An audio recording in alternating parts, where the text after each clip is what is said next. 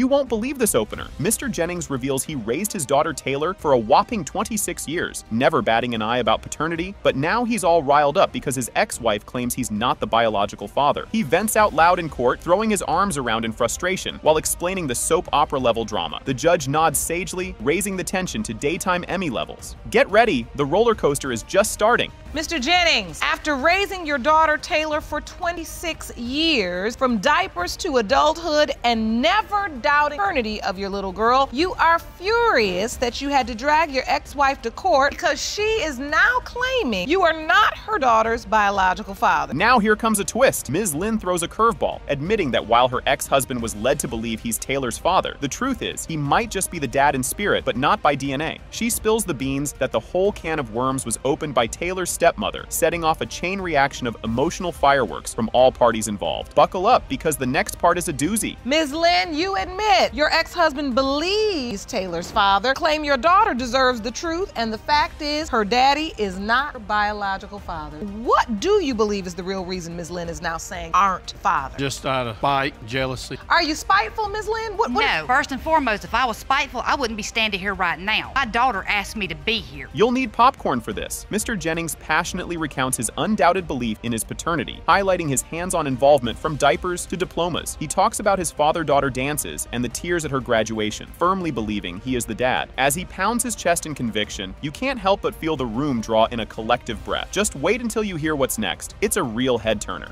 I've heard it over the years, and all Taylor talks to me. I've been there for her all her life. I'd do a DNA test at any time. All of these years, you say 26 years, this has been your baby girl. Diapers, you've done whatever a father, you love her. You've never had a doubt. I've never had a doubt. Hold on to your seats, folks. Ms. Lynn reveals their teenage plot thickens with a twist worthy of a telenovela, getting pregnant to ensure they could get hitched. She confesses to juggling suitors to make sure the pregnancy happens, shocking the court and probably a couple of viewers at home. The plot thickens from here, folks. More gasps to follow. You tried to get pregnant on purpose by Mr. Yes, Jennings. ma'am, I did. You wanted to marry that Yes, bad. ma'am, I did. And I don't regret it, and I do it again because my daughter came from that. And that's the best thing that ever happened to me. And so if you say you don't regret it and that's the best thing that ever happened, your daughter came of it, why do you question your daughter's father? He wasn't the only one I was sleeping with in order for me to get pregnant, to be with him. If you thought that was wild, listen to this. The plot zigzags as they discuss their wild run to another state for a loophole wedding, revealing Ms. Lynn's multitasking romantic life. The courtroom gasps, Mr. Jennings' jaw drops, and even the judge can't help but look surprised. The next chapter in this saga is just around the corner, and it's even juicier. I wanted to marry him that badly. This was agreed upon? It was something that he was well aware of. I know. Mr. Jennings, were you aware of this? I know nothing about nobody else. You submitted a timeline. I want to understand. Yes, I did. Please step up, explain this timeline. We got together. Parents prohibited us being together, so we leave and we go out of state. This is where it gets spicy. The duo reminisce about the good old days, plotting teenage love against parental advice, all to tie the knot. They share their whirlwind of decisions, from pregnancy tests to courthouse vows, painting a picture of young love against all odds. But hold on to your gavels. There's more melodrama ahead. She was pregnant. We got everything. Went to Carrollton Courthouse, got married. February 14th, Taylor was born. Did you discover she was pregnant in Georgia, or did you discover she was pregnant on the mountain? I think we was back in Georgia when we found out. We were in Georgia when I found out I was pregnant. You were in Georgia when you found out you were pregnant. Came back to Georgia, you were pregnant June 1990. Then you all were able to get married. Yes. Can this get any more tangled? Just when you think you've seen it all, Ms. Lynn drops another bombshell. There might be another daddy candidate, courtesy of her love triangle antics. The courtroom's buzzing like a beehive after this revelation, and Mr. Jennings looks like he's about to fall off his chair. Keep your eyes peeled, because what comes next is even more startling. One of the potential fathers, we sat down with him and discussed having a DNA test done then, but it was never done. He can't say he did not know. Do you remember that conversation, Mr. Jennings? Yes, but as far as knowing she was trying to get pregnant, I know nothing about that. If I'd have known she'd been sleeping with anybody else, I might not even have known, Taylor, that she's gonna sleep with somebody else and get pregnant to marry me. This part's a tearjerker with a side of drama. Taylor recounts the shattering moment at 13 when she hears the possibility that her dad might not be her dad. She dives into her detective work, tracing her mom's old flames on social media to unearth who might be her real dad, turning her life into a real-life mystery novel. And guess what? The emotional roller coaster is far from over. Next up is the climax you've been waiting for. And Taylor, this is always been daddy to you. This is your daddy. Yes, Your Honor. And so at 13, you heard the words come out of your mother's mouth that Mr. Jennings was not your biological father. I felt my whole life was a lie.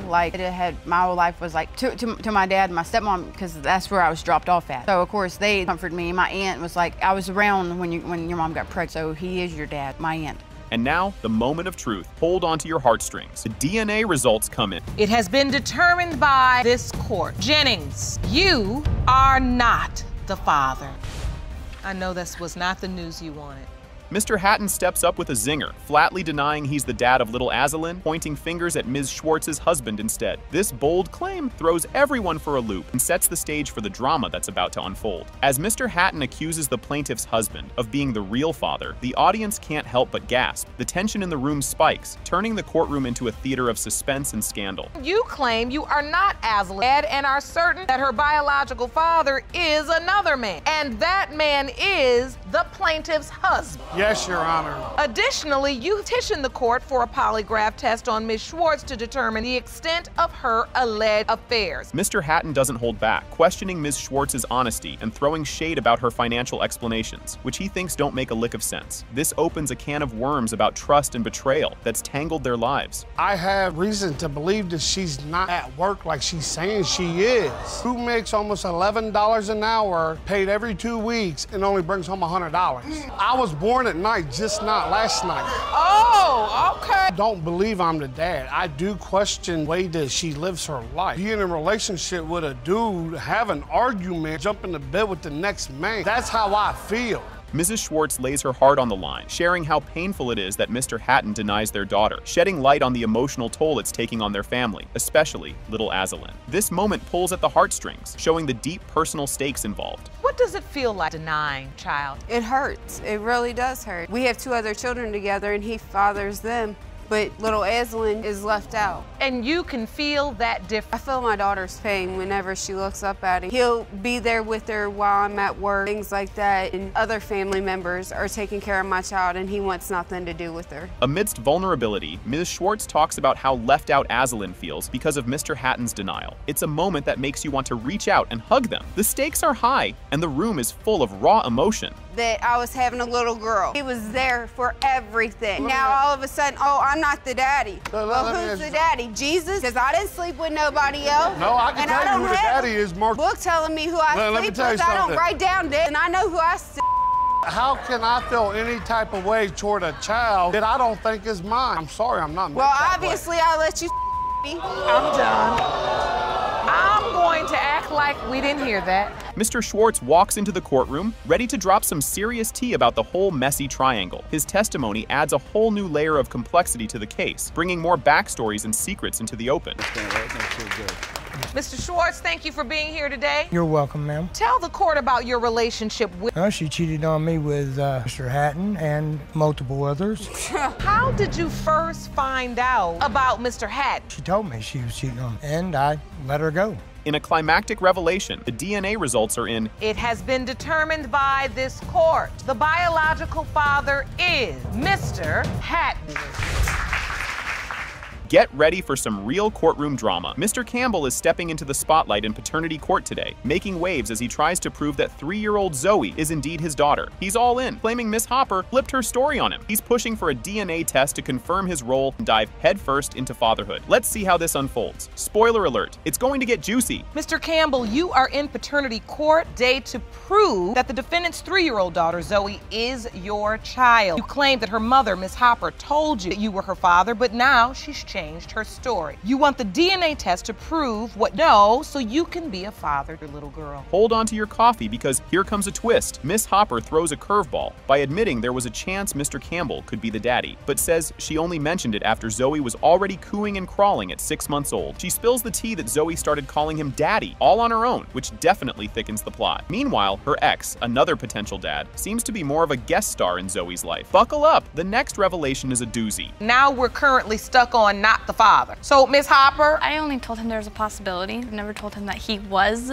the father. That's not true at all. That is true. He knew that it was between him and my ex-boyfriend since she was like 6 months old. No, at first, she told me not to worry that it wasn't my daughter. But it was not. Yes, that's when she was pregnant. Just when you think it couldn't get more tangled, the judge is now dissecting Miss Hopper's flip-flopping tales about who the real daddy might be. It's a real head-scratcher as Zoe seems to think Mr. Campbell is her dad, thanks to her calling him daddy. What's coming next? Let's just say, keep your popcorn at the ready, because the drama level is about to skyrocket. I want to understand flip-flopping in terms of paternity. You told Mr. Campbell, don't worry, then you said she is yours. Then you're saying now she's not his. Zoe calls him daddy. When she was younger, when she was about 6 months old, she did look a lot like him. She had a lot of, like, you know, she had really big cheeks, she was really chunky, so she did have a lot of features of him. You might want to sit down for this one. In a surprising turn of events, Mr. Campbell admits he previously dodged a DNA test. He's now ready to face the music, reflecting on his past reluctance and claiming he's matured enough to handle whatever truth comes out of this courtroom circus. And trust me, you'll want to stick around for what's next. It's a real cliffhanger. Did you refuse the DNA test, Mr. Campbell? Yes. So why bring her to court today? I mean, refuse the test? I'm just really ready to find out or not. I wasn't in the right state of mind. Yeah, and I wasn't matured enough. Your Honor, the only time that I ever heard from her was right before the birthdays and right before Christmas. And that's the only time that she would even try to contact. Communication going back and forth. She would even send me pictures of Zoe, you know, with the birthday presents and stuff. The moment of truth is here, folks. The air is thick with anticipation as the DNA results are about to be disclosed.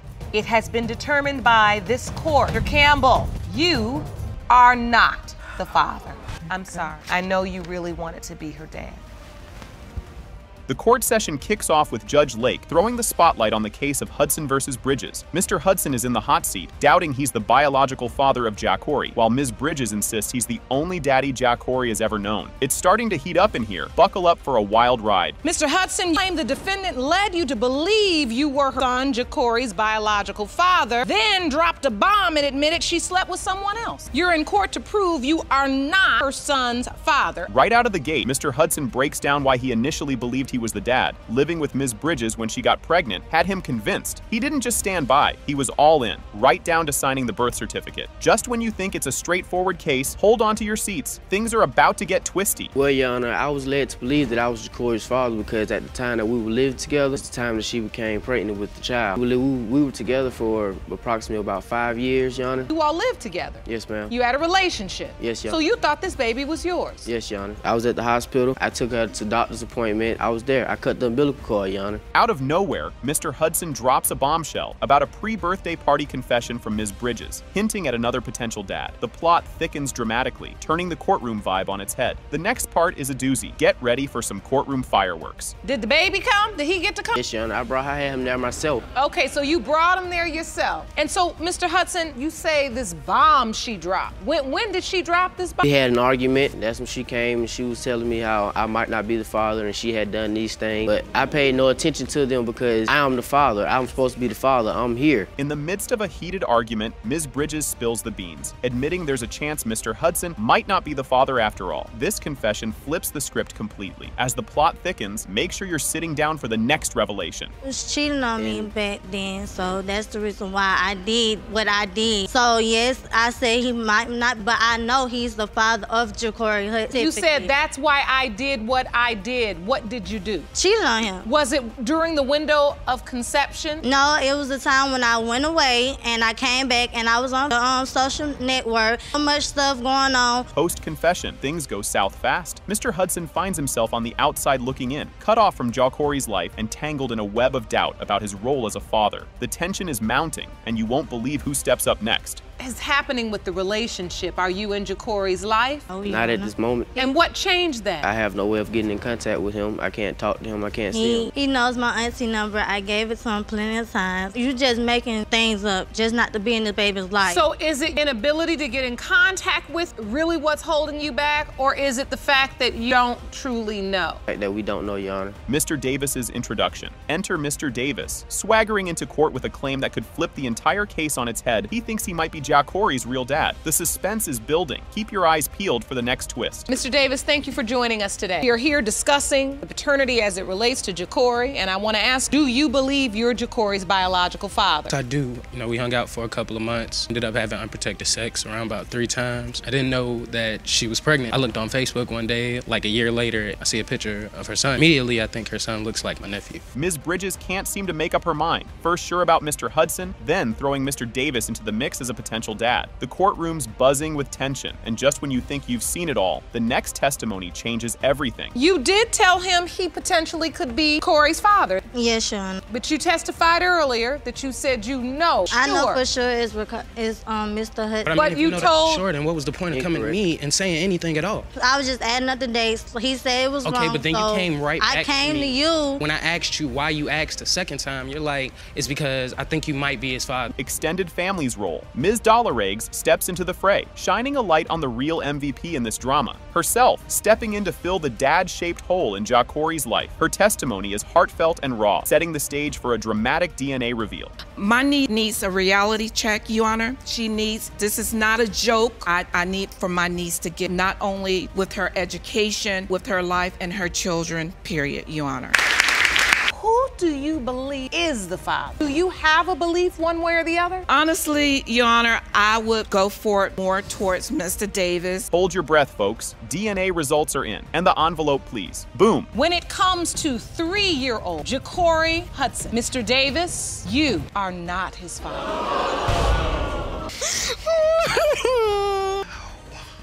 Buckle up for this wild ride. The court case Fleming versus Jemison kicks off. Miss Fleming is suing the defendant for fraudulent misrepresentation, accusing Miss Jemison of leading her and her son to believe her daughter Aliana is his child. This dramatic introduction sets the stage for an enthralling episode, teeming with paternity mysteries and familial disputes. Just you wait, it's going to get even juicier. Miss Fleming, you are suing the defendant for fraudulent misrepresentation because you say she deceived you and your son, Calvin, into believing her daughter, Alina, is his child. You've petitioned the court for a paternity test. Prepare for a twist. Miss Fleming passionately argues the necessity of a DNA test to confirm paternity and seeks to recoup $500 in expenses. Moments later, Miss Jemison drops a bombshell, admitting to having been with another man around the time of conception, but insists that Miss Fleming's son is the father of her child, thickening the plot considerably. Trust me, you'll want to stick around for what's up next. Asking the court to award you $500 in expenses. Miss Jemison, you admit you slept with another man around the time of conception, but you is your child's grandmother. Why is it so important for you to get a DNA test done today? Your Honor, it's so important to me. I love Adriana and I love Alina. We want to, as my family needs to know. My son has asked me several times, explains that he does not want his family to not be certain, so that is why we're here today. You're not going to believe this turn of events. The discussion takes a sharp turn when it's revealed that Miss Fleming's son, Calvin, is incarcerated and unable to attend the DNA test. This complicates things further, emphasizing the high emotional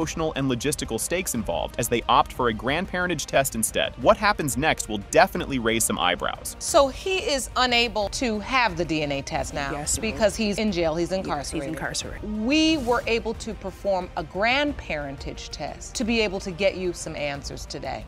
Thank you. Things are heating up now. The court dives into the messy relationship dynamics and the complex history between the parties. Miss Fleming's emotional investment and her deep-seated suspicions shed light on the personal and excruciating aspects of the paternity dispute over Aliana. And guess what? The drama escalates from here. What is your relationship with Alina right now? When all of this stuff first came out and I found out that my son could possibly have, I wasn't certain. Adriana was very honest about that she wasn't 100% sure. So we kept our distance. We've gone through and she's here and she's born and we've had reason to believe that she is ours. I've spent time with her and gotten very to her and I do love her. Get ready for some science with a side of drama. The court zeroes in on a genetic trait, an extra digit, purportedly linking the child to Calvin. This genetic clue becomes a pivotal piece of evidence wielded by both sides, showcasing the intersection of medical knowledge and personal convictions in the case. Brace yourself, because the tension is about to skyrocket. I know because my daughter was a 6-digit, the extra digit, genetic past the father's side of family. Your Honor, I'm a nurse, and I know that it can't just be there. My son's grandmother is a female, and if she to her family, how can it only be passed by a male? There's also other reason with a genetic trait from my son, because we were in the delivery room when Adriana was having the baby. The plot thickens. The intensity mounts as both parties spar over whether Aliana physically resembles their respective family members. This segment illuminates the subjective and often contentious nature of using physical traits to establish paternity, with both sides convinced of their narratives. The next segment, it's a doozy. He told me if something's wrong with your baby, that don't run in my family. I just called Calvin and I asked him. I said, does anybody in your family has an extra digit? He says yes. Then later on in the evening, has the same exact digit, in the same exact hand, in the same exact spot. And I've been with Calvin for 2 years now, on and off, dude. Like I see the mother. resemblance. She does And look I just like me, don't but see the she does has features that points to him. And now, the moment of truth. The much anticipated DNA test results are unveiled. It has been determined by this court. Ms. Fleming and Mr. Carth are not related to Alina Carth.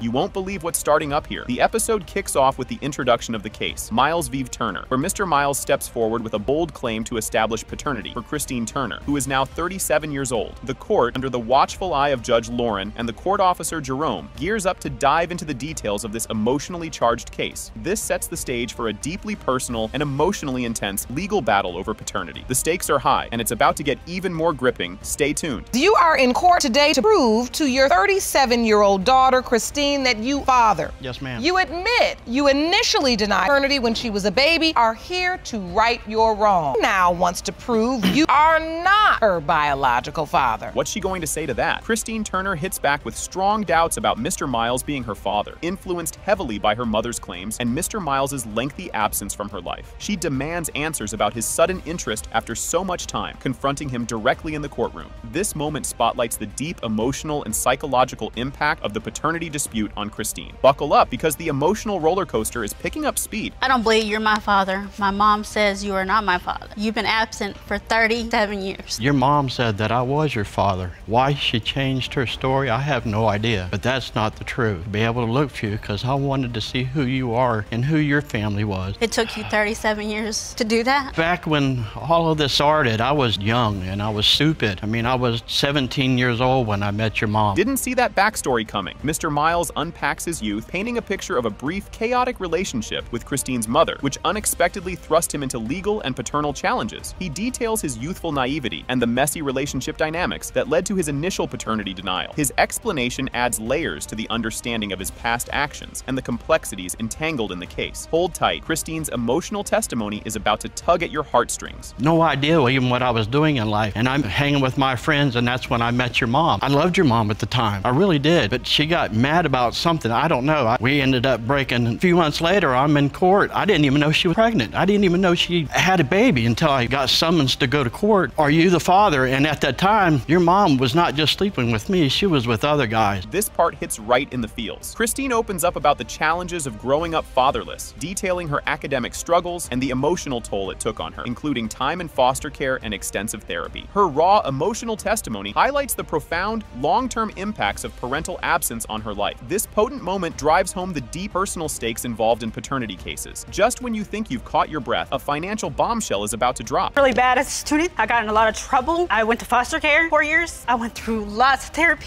to forget all this, and I'm back today. But you're strong and you're not alone. And so this was very difficult for you, because you don't want to believe this and it's not true. I don't want to believe it. It doesn't take 37 years to find out you might have a daughter or you did have a daughter. Who could have predicted this twist? The plot thickens dramatically when Mr. Miles reveals a jaw-dropping shocker. He owes $28,000 in back child support, a debt he was clueless about until it rocked his world. This moment dramatically underscores the financial and emotional complexities woven into paternity disputes, highlighting the systemic challenges individuals face when paternity is questioned. Next up, Christine confronts a startling truth about her mother. Get ready for more fireworks. In 1992, we filed our taxes. Taxes came back and there's a letter. You owe like $28,000 in back child support. And that just shocked me. I knew that was even there. And you didn't try to find out then? I did. What did you do to try to find her, Mr. Miles? Back then, there was no internet, no cell phones. All you had was people that you knew and telephone lines. And all I had was my family, and nobody seemed to have known where she, because I wasn't there. I was in Alabama. I wasn't in Ohio. Talk about a plot twist. Ms. Turner stumbles upon a startling revelation about child support payments when an unexpected stack of checks arrives, sparking a fiery confrontation with her mother over who truly deserves the money. This explosive discovery exacerbates demonstrates the rift between Ms. Turner and her mother, illustrating the broad and far-reaching implications of unresolved paternity issues. The discovery layers additional complexity and emotion into the case. As we gear up for the verdict, the tension is palpable. This is where it all comes to a head. I did at one point. My mom was staying with me. They had shipped a stack of check into my mailbox. My daughter apparently went to the mail and got mail. Grandma, your name is on this. My mom opened it and it was a stack of child support check. Where'd you get that from? You never raised any of your children. That should not be going to you. And I didn't talk to her for a year after. Are you ready for the big reveal? The courtroom reaches a fever pitch as the paternity test results are disclosed. It has been determined by this court. Jemiel, you are not the father.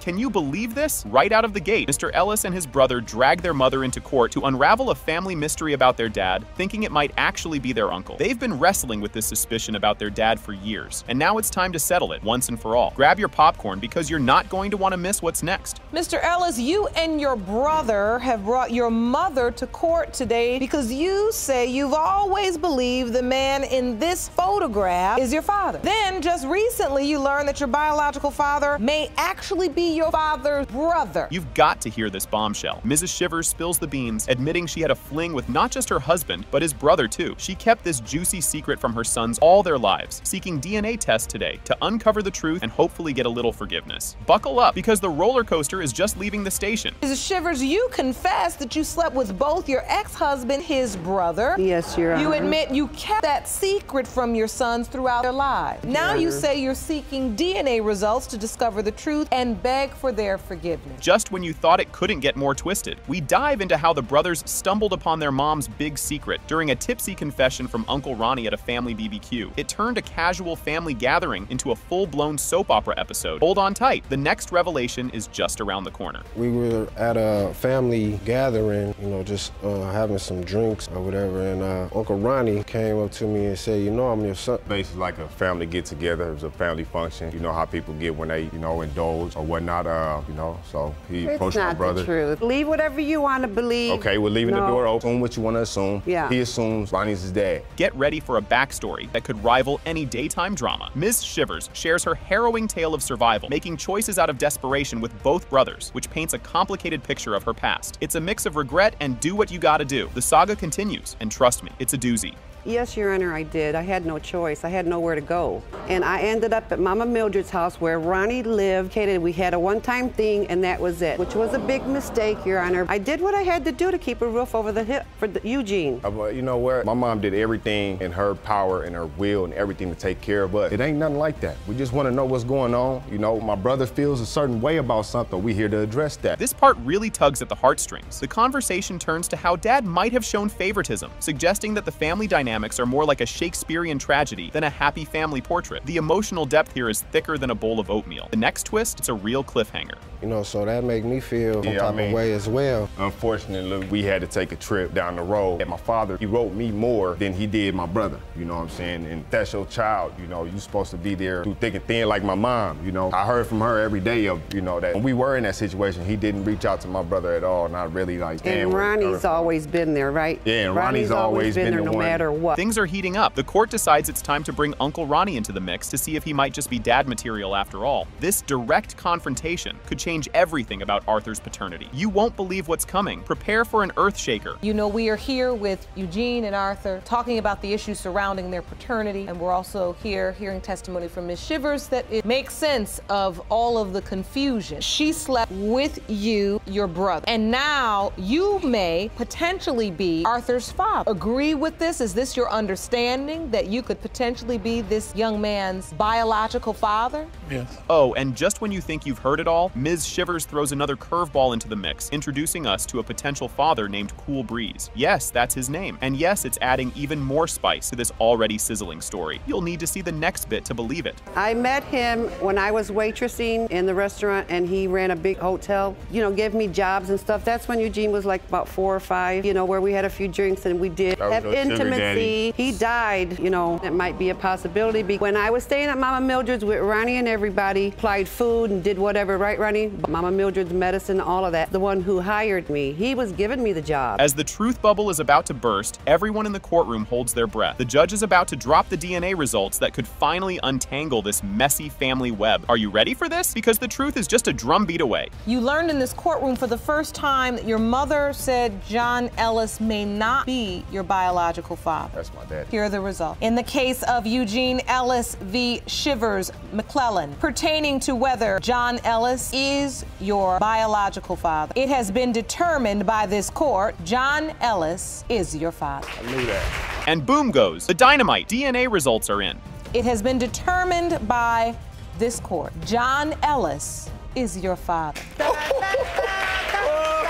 Buckle up, everyone. Judge Lake opens the session announcing it as the case of Robinson versus Grant. Mr. Robinson and his wife assert that he is not the father of Ms. Grant's son, Trevorus, and claim to know the actual father. This sets the stage for the legal and emotional complexities that unfold. Things are just heating up, so keep your eyes peeled for what's next. Mr. Robinson, you and your wife say you are not father of the defendant's son, Trevorus, but know who is. Yes, Your You Honor. claim she deceived you into believing you were the father to collect child support, and as a result of your inability to pay, your driver's license was suspended and your tax return was taken. Yes, Your Honor. Here comes the drama train. Mr. Robinson lays out the severe financial and legal repercussions he's faced due to the paternity dispute, including suspension of his driver's license and garnishment of his tax return. This moment highlights the high stakes involved in paternity issues, affecting various aspects of life. You won't believe what's coming up next. Today, you're suing Ms. Grant for $124 for license reinstatement fees and plan to return to court in your home state to fight for $1,685.10 in garnished wages. Yes, Your Honor. Get ready for some courtroom fireworks. During a heated exchange, Ms. Grant presents an affidavit signed by Mr. Robinson acknowledging paternity. The document intensifies the dispute, demonstrating Mr. Robinson's previous acknowledgement and the potential implications of his claim. Keep watching. The sparks are about to fly even higher. Where he signed and say that that is his child and that he will pay $60 a month for his child. This is an affidavit, an admission of paternity, which is basically an acknowledgement of paternity. That's your signature? Yes, Your Honor. How old was Mr. Christian Trevorus when this was signed? I think he was a couple of months, Your Honor. Time for a trip down memory lane. Ms. Grant recounts the timeline of her relationship with Mr. Robinson, detailing their intimate encounter and subsequent conception of Trevorus. This narrative provides context to the paternity claim and portrays the complex personal histories involved. The story deepens, and trust me, it gets even juicier. He asked me, he said, you know my birthday is next month. I said, no. He said, yeah, it's November the 28th. He said, can we get together for my birthday? So in November, we got together in the backseat of his burgundy Bonneville. That's where Trevorus would conceive. Finished having sex. He looked me in my face and he said, Tisha, you are pregnant. Enter Mr. Ellis. With a plot twist, the court hears from Mr. Ellis, who denies claiming paternity, but acknowledges a past relationship with Ms. Grant. This introduces another layer to the paternity puzzle, complicating the emotional and familial dynamics presented in the case. Wait till you hear what he has to say. It's a real doozy. No, that's a lie. He approached me. He came to me and he said, I heard that Martez was, I said, well, hey, man, hey, look, I didn't tell you to go up there and sign them papers. You know, I feel he is my son because of his mom approached me and said one. And now, for the moment of truth, sort of. Judge Lake explains the legal ramifications of Mr. Robinson's acknowledgement of paternity, resulting in the denial of his claim for financial relief. This ruling underscores the legal binding of acknowledged paternity. Despite biological discrepancies, the climax is just around the bend, and it's a real shocker. And Mr. Robinson, $124. You have to apply to get his driver's license reinstated. Failure to pay his support. And you believe that this was not lawful because he really is not the father. I know exactly why. He's on child support voluntarily an acknowledgement of paternity. He admitted that he was the father legally. And this is what's important, is that ignorance of the law is never an excuse. Brace for impact, folks. The dramatic climax occurs as the DNA test results are revealed. It has been determined by this court. Mr. Eddie Ellis, you are not the father.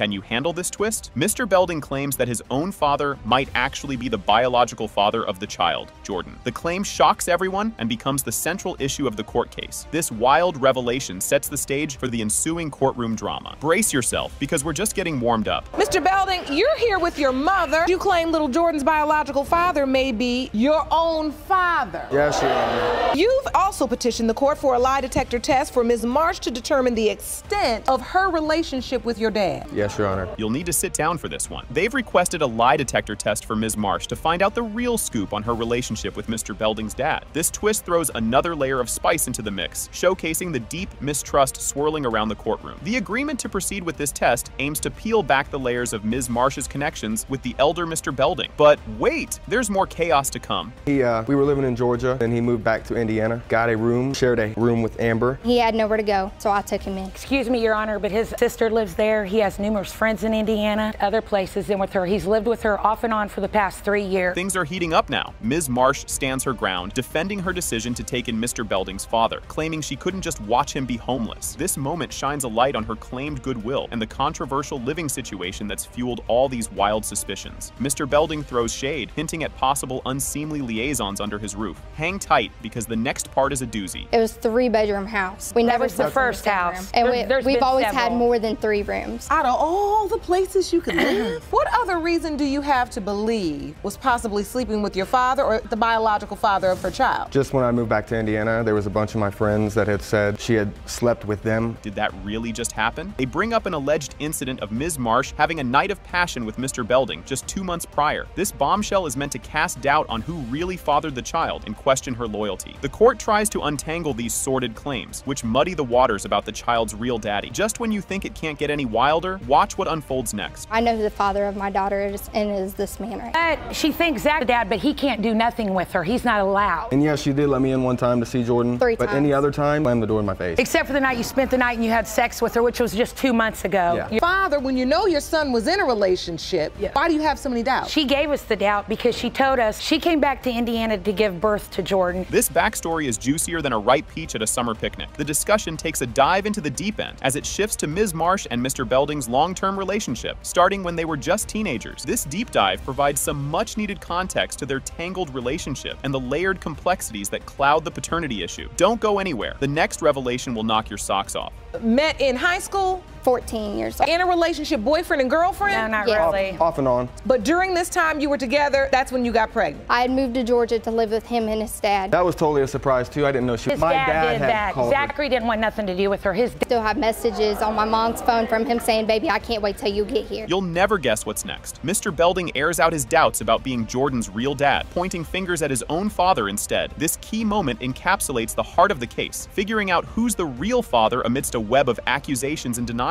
Buckle up, because when his dad takes the stand, it's a whole new ballgame. And you really think your dad is? Wouldn't think my dad would do something like that. If he was drunk, they were living together, obviously, and she walks around the house half naked. I've had to tell her to put clothes on when she was 14 years old, and she was running from one end to the other with a towel on, and I said, there's a room full of men out there, little girl. I can't make this stuff up. The court listens to Mr. Belding's father, who vehemently denies any inappropriate ties with Ms. Marsh. His crucial testimony attempts to clear the murky air about his role in this soap opera and mend fences with his son. This testimony paves the way for the nail-biting lie detector results. You won't believe what the machine has to say next. I mean, the schedules between her mother's schedule and Amber's schedule, there was always someone there to take care of the baby. Phil, your son is accusing you of being the father of Ms. Marsh. It's a little frustrating, kind of demeaned by it. Ever laid a finger on Amber Marsh. Just when you think you've seen it all, the DNA results finally hit the spotlight. Have you ever had sexual intercourse with your ex-boyfriend's father, Mr. Belding Sr.? You said no, and the lie detector determined that is the truth.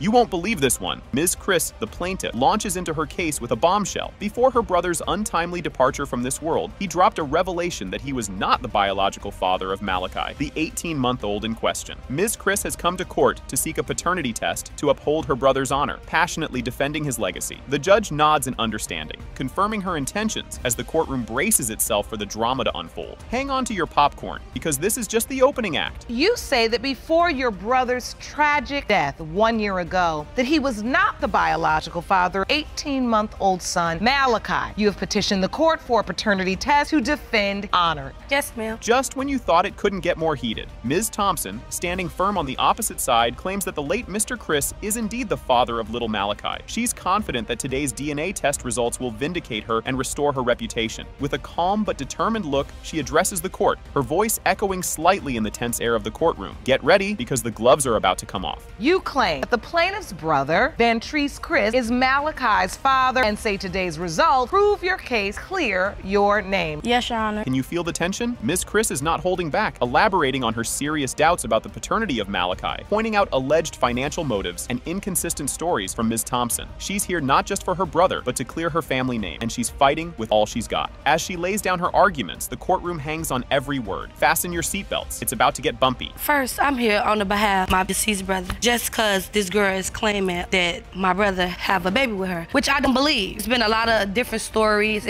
She was doing this for the money. Also, she said this was another man's baby. The plot thickens. In a fiery exchange, Ms. Chris challenges the credibility of Ms. Thompson, bringing up past statements that allegedly contradict her current claims. Accusations fly back and forth like a tennis match, with each side striking hard. The judge watches closely, aware that this battle is far from over. Stick around, because you ain't seen nothing yet. You know, I never flip-flop. You're flip-flopping. You said it was another man's baby. That's why you didn't tell my brother. I told your brother. No, you did not. You said when the baby came out, and that's why you said it was my brother's baby. I'm telling the truth. I never said that. When my baby first came out, I didn't tell nobody, and I never gave a name of who my baby father was. Dive deeper into the drama. The judge takes a moment to peel back the layers of Ms. Thompson and Vantrese's relationship, seeking clarity amidst the murky details. Was it love, convenience, or something else? As the details spill, the courtroom feels more like a soap opera set. The saga continues, and you'll want to stick around for the juicy details. The nature of your relationship, how long did you all date? They didn't date. She had to have no relationship with my brother. We had an on and off type of relationship. How long y'all was together? I've been knowing Vantrese since. Oh, the intrigue. As accusations of infidelity surface, Ms. Chris suggests that Ms. Thompson may have been involved with Vantrese's friends, a claim that Ms. Thompson fiercely denies. The air crackles with the charges being thrown around, making everyone lean in a little closer. Keep your eyes peeled. The next chapter promises even more revelations. I was on and off with Vantrese and his friends too. Never his friends. Yeah, let's be for real. Are you suggesting, Ms. Chris, that Thompson was sleeping with your brother's friends? He never slept with his friends. I know that. That's just the #1 rule. You don't do that. He was just on and off. He had a lot of girlfriends. What made you think he was special? Oh, baby, I knew I wasn't special. So you knew he had a lot of girlfriends? From confusion to clarity, Ms. Thompson recounts the surprising moment she discovered she was pregnant, adding personal touches to her story that bring a human element to the courtroom drama. Her tale of unexpected motherhood draws sympathetic murmurs from some in the crowd. Don't go anywhere. The emotional roller coaster is just getting started. Brother, girlfriend, house at the time, like looking a little pregnant. And I'm like, I ain't looking a little pregnant? I called the doctor, set up an appointment. When I got there, they did say, they confirmed that I was pregnant, confirmed that I was already 17 weeks. As stakes skyrocket, Ms. Chris delves into the emotional and financial toll of supporting Malachi during the paternity uncertainty. Her dedication highlights the familial bonds at stake and the personal cost of the ongoing dispute. As she speaks, the courtroom is enveloped in her passionate plea for truth. The anticipation is building, and the climax is just around the corner. My brother was denying the baby. This girl was pregnant. Never told Vantrese that it was his baby. She was saying that the baby came out looking like Vantrese. He called me. I guess they was having some little family issues. When he called me like, sis, this girl, she got a baby by me and she going up, can you come and get the baby? Emotions peak as Ms. Chris confesses her hope that Malachi is indeed her nephew, despite the swirling doubts and heated debates. Her heartfelt admission brings a moment of vulnerability to the intense proceedings. As she stakes her claim on family and honor, the room holds its breath for the impending DNA results reveal. Trust me, you'll want to see how this turns out. I wanted this to be his baby. Baby looked it like him. It did. The baby did look. The baby was younger. This would be his first baby. You know, I wanted to be. He don't have any kids. You know, me and him already close. I'm gonna go get it. So I go get it. Me and my mom examine the baby. Like, okay, look, Ma. Look at me. Look at Vantrese. We both look alike. We got the baby up to me. We got the baby up to Vantrese. We like, this your baby, boy. This your baby. And now, the moment of truth. The judge finally reveals the DNA test results. Determined by this court, the percentage of relatedness between Ms. Marianne Miller and Malachi Thompson is 0.001%. You knew they are not related. You knew it wasn't. Judge Lake addresses Ms. Cleveland's claim that her marriage is at risk because her husband denies being the biological father of their son, Hunter. She asserts her certainty and desperation to prove his paternity to save their marriage. Can you believe this start? Hang tight, because the next bit is a real kicker. Say your 18-month marriage is in jeopardy because your husband denies he's your son Hunter's biological father. Yes, Your Honor. You have no doubts, and you are desperate to prove he is the father and save your marriage. Yes, Your Honor. Ms. Cleveland describes their marriage as on the rocks, plagued by constant arguing and differing treatment towards their children, which she finds distressing and harmful to the family dynamics. Yikes, Rocky doesn't even start to cover it. Just wait until you hear Mr. Cleveland's heart-tugging confession. Our marriage is currently on the rocks, argue on the daily, treating our son differently than he does his daughter, and it bothers me inside. I try not to treat him any differently. Try to treat him like he's mine. You said you tried. It's a little hard sometimes, I'm not gonna lie, Your Honor. I mean, there's that thought there that he is not mine, and Mr. Cleveland shares his emotional struggles with accepting Hunter as his own, noting times when he has to physically distance himself from his son due to doubts about his paternity. This is the real soap opera stuff, folks. The emotional roller coaster just goes up a notch in the next scene. That makes a person really emotionally upset. There are times that I'm holding him and I look, I don't see me in to set him down and walk away because it's he is only 1.5 years old. He grow into features that resemble my husband. Yes, he does, but he is so young. Handsome he little can't guy. grow to look like me. The couple discusses how the paternity doubt has permeated and is destroying their marriage, leading to constant conflict and a deteriorating relationship. Oh boy, the drama meter just broke. Strap in, because what comes next is even more tumultuous. We fight all the time over everything. There's never a calm moment in our life. You said never a calm moment. No, ma'am. No, ma'am. Well, that can't be good for you or the children. We try to stay away from each other as much as possible, so we don't argue. We really do. Ms. Cleveland defends herself against accusations of cheating, while Mr. Cleveland argues that her secretive texts to another man qualify as infidelity, escalating their marital issues. It's like watching a tennis match, but with secrets and lies. The upcoming confession about emotional cheating, it's a doozy. I've been lied to and cheated on, Your Honor, I've never cheated on him. I left him before I ever did anything with any other man. What are the texts behind your back? Like sexy messages, I love you, you're so handsome. And you're right about that. Who are you sending those texts to? Your husband, I hope? No, because my husband didn't treat me like a husband. So another man was giving me the respect and... Ms. Cleveland admits to emotional cheating by texting an old friend, which leads to further mistrust and arguments about the nature of her infidelity. Oh snap, she went there. But hold the phone, the plot thickens even more in the following exchange. And cheat on. Who are you texting? He was an old friend of mine from school. But isn't that cheating of some form? Isn't that at least emotional cheating?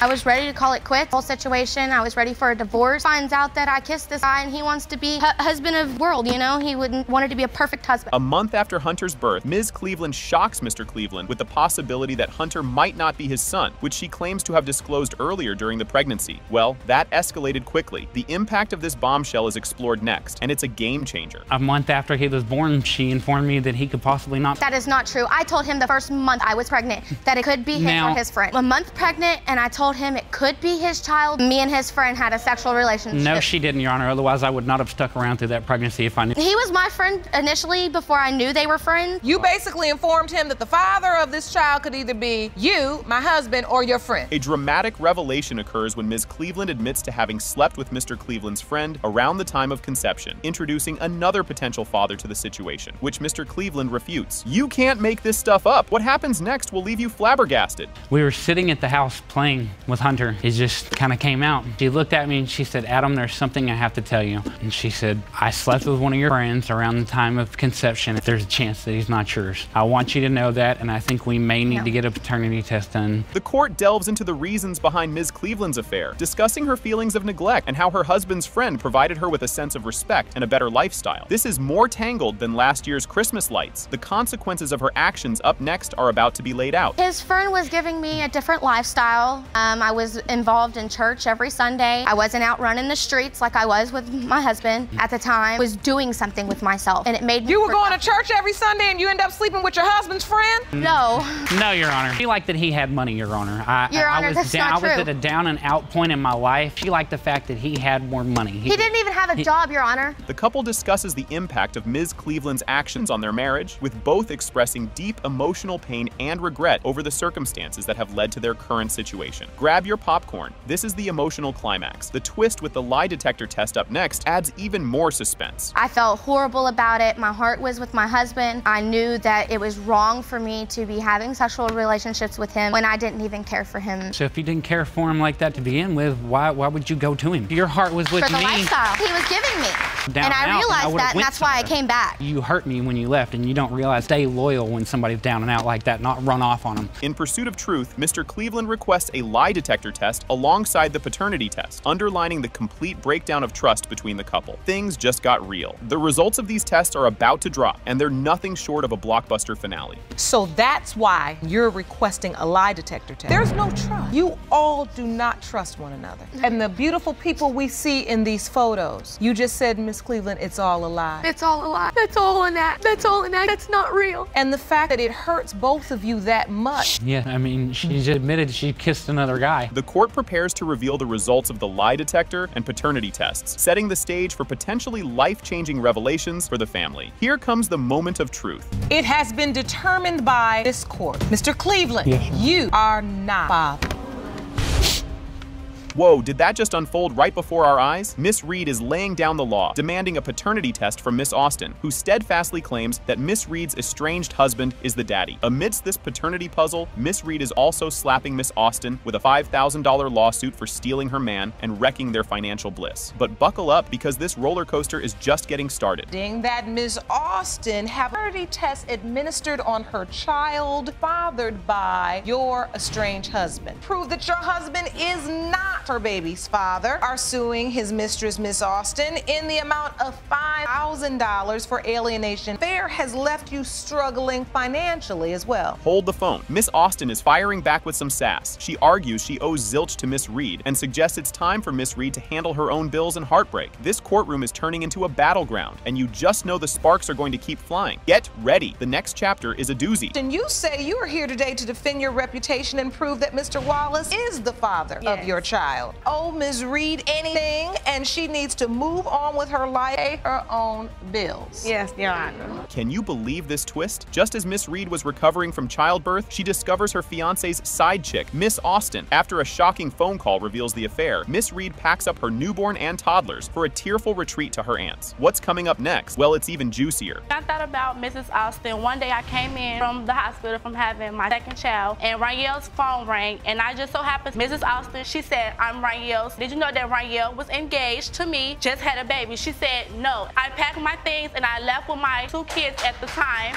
Ranielle called my aunt's house several times trying to apologize for what he has done. Now this is a spicy meatball. Miss Austin spills the beans on how she was clueless about the marriage until a Facebook post slapped her in the face with the truth. As the plot thickens with every twist, one can't help but wonder what's next in this tangled web of love, lies, and Facebook status updates. Next up, more bombshells. He never told me that they was engaged neither. I found out on Facebook that Ranielle was married when she posted a picture up there of their marriage life. That's when I found out. And yes, I did confront Ranielle about Ranielle would never came to me if Dominique was Miss Reed was taking care of home, right? Just when you thought it couldn't get more heated, the courtroom becomes a verbal war zone as Miss Reed and Miss Austin debate who's to blame for Mr. Wallace's wandering ways. Miss Austin throws shade, suggesting she was just filling a void Miss Reed left open. Fasten your seatbelts, because the drama escalates from here. Your Honor, that means that she didn't mind playing the role as his little mistress and sit there and be in a relationship with a man. Like, as me as myself, I have respect, and I don't want to be no one's next. She led me. Ranielle was calling, he was texting me, telling me how he wants to get away from Dominique. The reason why he said he was with her is because of her money. That's what he said. Oh, the plot thickens even more, if that's even possible, as Miss Reed tries to debunk Miss Austin's paternity claim. Hints of another potential daddy emerge. This paternity riddle adds layers to an already convoluted situation. Trust me, you'll want to stick around for what's next. Your Honor, how is he the